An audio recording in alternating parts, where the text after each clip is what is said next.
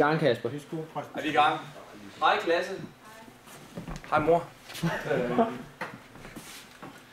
Godt. Jeg har lavet en præsentation om fodbold.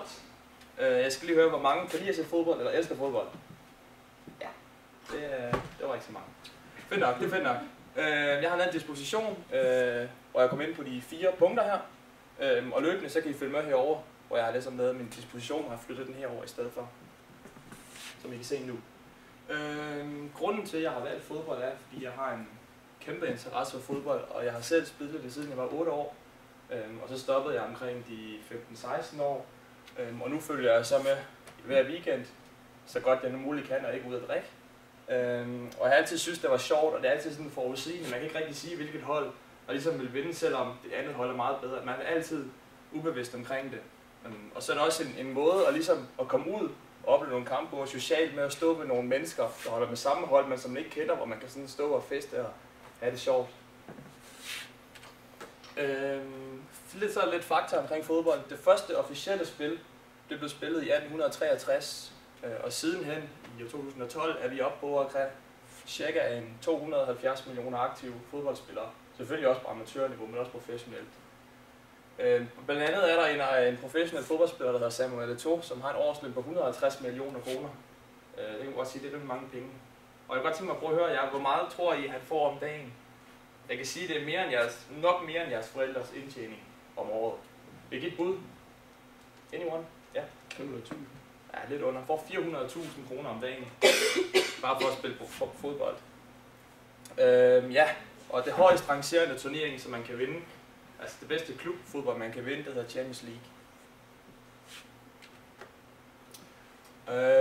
Og hvilken fodbold siger jeg? Jo, der er over 500 forskellige ligaer worldwide, altså gode som dårlige og sådan noget, så jeg har ikke tid til at se det hele. Men de 5 bedste ligaer, det hedder Serie A, som er i Italien, så har vi La Liga, som er i Spanien, Premier League, som er i England, og vi har Bundesliga, som er i Tyskland, og så har vi også fransk fodbold, der hedder Ligue 1. Og tilsammen hver enkelt liga har 600 millioner pund om året til at bruge, altså til et lønbudget på 600 millioner pund. Og så har jeg taget min favorithold, som er Tottenham Hotspurs, så spiller i England, Premier League, og har vi Odense, som spiller i Superligaen, og så har vi også FC Barcelona, som spiller i La Liga. Og her er et billede af, eller logoerne af de forskellige klubber, hvor vi har Tottenham, Barcelona og OB. Og så vil jeg prøve at konkludere lidt, hvad jeg har snakket om. Man kan sige, jeg har prøvet i hvert fald at komme ind på at vise, at fodbold er en meget populær sport, og gennem tiden tror jeg også, den har udviklet sig til, at flere og flere får interesse for den. Blandt andet så vi, at der er 270 aktive fodboldspillere, og så er der nok også en masse andre millioner, som bare ser fodbold. Og så er det også en måde socialt at få et bånd til andre mennesker på, som man ikke rigtig kender, men så kan man, fordi de har samme interesse, kan man få et knyttet bånd igennem fodbold. Og så beviset på det der Samuel Eto'o var ligesom at beskrive, at der er rimelig mange penge i fodbold. Også bare en spiller tjener mere end, ja, jeg ved ikke hvor mange mennesker, for at stå og sparke til en fodbold. Og så kan man sige, at i mit tilfælde, der er jeg nok smag. Jeg elsker fodbold overalt på jorden, og så er der selvfølgelig andre, der synes, det er lidt noget andet. Yes, og så lige til sidst, hvor mange elsker fodbold nu? Yes! Det ved jeg ikke.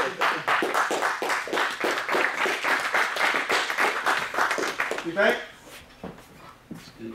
Det var godt. Det der, det var mega awesome. I PowerPoint, den måde du taler på, den måde du står, du er bare så mega afslappet, man kan bare høre, at du virkelig har styr på det her pisse. Og det lyder som om, vi bare har indøvet 400 gange, og det har du sikkert ikke. Nej. Jeg havde næsten så om, du ikke engang behøvede PowerPoint nu. Det var så, du kunne bare alt det der shit. Det var meget nice. Tak.